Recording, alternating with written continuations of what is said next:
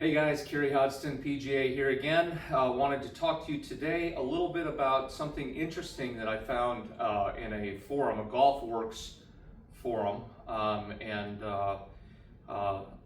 think it'd probably be a good idea for those that are golf enthusiasts to visit GolfWorks, and that's golf, the word golf spelled with WRX.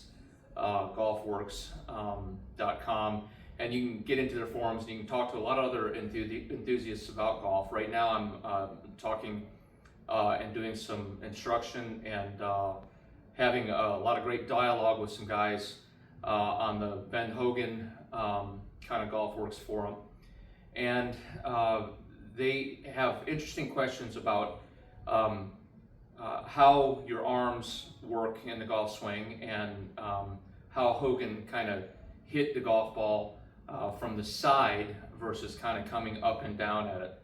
So look, the modern teaching right now tells us that when we go back, we want to go back with the golf club, and then we kind of pick the golf club up to kind of this position up top that you see a lot on tour.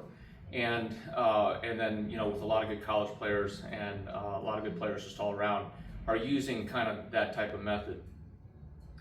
I think that method can work, and I've even taught that method in the past, and with people with certain physical limitations. I'll still continue to teach that method, but realistically, it's not the easiest method. It's probably the most difficult to try to time, because by kind of turning to the side and getting to the top of your golf swing by picking the golf club up and separating your arms from your body, you're removing a lot of power and accuracy and consistency from your golf game. So what I'm going to do today is just do one really, really simple thing with regard to how your right arm works if you're right-handed, left arm if you're left-handed, how your right arm kind of works in a golf swing the way Ben Hogan, I believe, saw it. When you look at Ben Hogan's swing, he swung more around his body versus up and down. You'll note that when he swings, his right arm, his right bicep, and his right elbow really don't leave his side. They don't leave his right pec. So this complex right here is kind of always together in his golf swing, okay? So what he would do is he would address the ball a little bit differently, which I'll get into once again in another lesson. He gripped it differently than everybody else, and he addressed it differently with a more lofted face on the golf club versus the more modern swing right now, more modern teaching where your hands are kind of forward and the club is kind of almost hooded or de-lofted. Hogan kind of kept his hands, the way he gripped it, in the middle with the club face kind of lofted, okay? Now remember, back then, in the 50s and the 40s and the 60s, the equipment wasn't as good. It was different. You were dealing with steel shafts. He started with shafts that were probably, closer to hickory type stuff when he was a kid, and then went to steel shafts as he got older, and then he had persimmon woods, and the irons were like butter knives. They just weren't built for game improvement like they are today. So the ball didn't get up in the air as easily as it does today. Also, the ball was made of, kind of like a wood bark balata, and it was very, very soft, and it had a ton of spin to it. Okay, so it was a different era. The equipment they used was different, so the ball took off lower, and they tried to figure out ways back then to try to get the ball up, which you see. A lot of guys like Ben Hogan kind of swung low to high, what appears to be low to high. Wasn't really, but appears that way. So to get the ball up a little bit, and so he addressed the ball with a more lofted face, like a lot of the guys did back then. All right, so having said that, what he would do is he would attach his right arm, okay, to his side here, and the easiest way for you guys to kind of look at this would be to kind of do this drill that I'm going to show you right here. So you're going to attach your right arm to your side, so your right bicep, tricep area is connected to your right pec right here, okay? You notice that your elbow will be a little bit away, but that's just because of how I happen to be built. Everybody's a little bit different. You know, my lats kind of get in the way of getting my arm all the way over, but I'm definitely connected right here. Okay. Then I'm going to let my arm sit down here like this, which is fully extended by my side. You'll note that the inside of my elbow and my palm is facing you. Okay, so it's facing away from me, or facing the ball if the ball was sitting right here. All right. Then I'm going to take this club and I'm going to put it in my hand like I would as if I was, you know, swinging a golf club, and the golf club was to the side of me right here. Okay, and I'm not going to lift my arm. I'm not going to do anything like that. I'm just going to keep it right here. The club is going to be toe up. Okay, and the butt end of the club is going to be pointed at the target. Okay, then I'm going to bend at the waist here. You'll notice that when I do this, now that my hand is down by my right pocket, when I bend at the waist here, my hand lowers here, okay, down towards the kind of the middle of my thigh, and the hand appears to go forward away from my body right here. Although it's not, I'm just you know, bending down, and the club is going right there. Okay, so elbow facing forward, inside of my elbow facing forward, palm facing forward, club toe up, and here I am in my athletic position getting ready to hit a golf ball.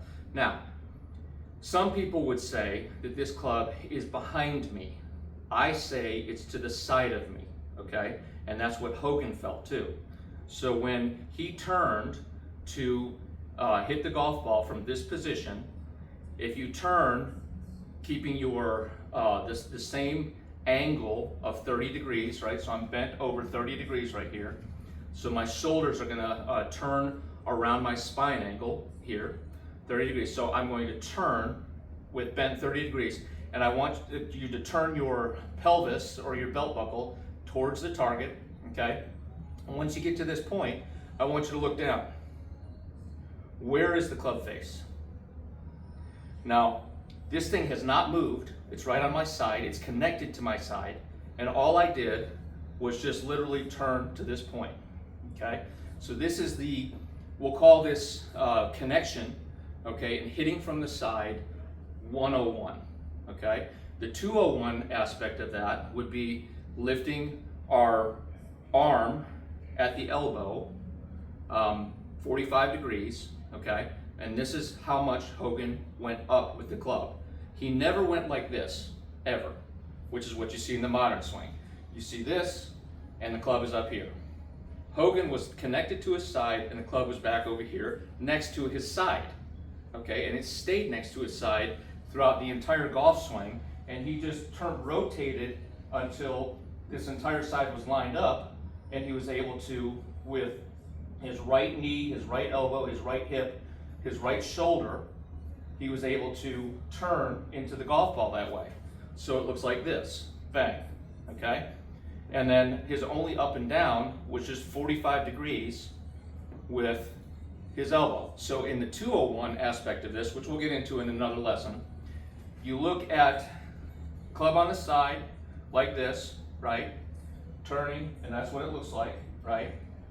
So if I turn back here and I keep my club on the side, then it's going to appear that the club is behind me, right? If I just turn back here like this, it's going to appear the club is behind me. If I lift my elbow up, now where is the club? It's in the same position that Hogan was in, to his side, okay? I unrelease this elbow, I come back to this point, I turn back through, I turn all the way through, and you can see that it goes along the same track, just a mirror image of the backswing. Gosh, most people just don't get this. They don't understand how the club can swing back to the golf ball in this way. But realistically, all you're doing is you're just keeping your hands, your arms attached to your sides, like Hogan did in that first, I think it was like the Ed Sullivan show or something like that he was on, and he said, look, this is the easiest thing. We attach our hands to our sides right here, we join them to the golf club, we imagine that our biceps are kind of sewn to our sides and our elbows are kind of sewn to our rib cage, and then we just go like this, and we just turn, okay? We just keep everything together. That's what he did. And then he says, and then slowly you widen the turn, and you get wider and wider and wider until you get all the way up and you make a full golf swing. It was brilliant. It was absolutely brilliant. But the biggest thing that we missed is everybody, a great number of the modern teachers they tell you that they want your arms to go up. We're going to go here and then we're going to go up, okay? But when you do this, and I'm working with another tour player right now, a student, a great player. He got to where he's taking his arms up, a lot like that. But it's not necessary. We don't need for the arms to go up. We need them to stay connected to the body, and we need to hit from the side. This club, when I put it like this, and I turn back here, this club, like I said, many teachers are going to say, well, this club is behind you. Is it though? Is it really behind me, or is it just to my side? You see what I mean? And then when I lift my elbows up and allow the club to sit here, now my club is straight down the line. It's in a beautiful position right here.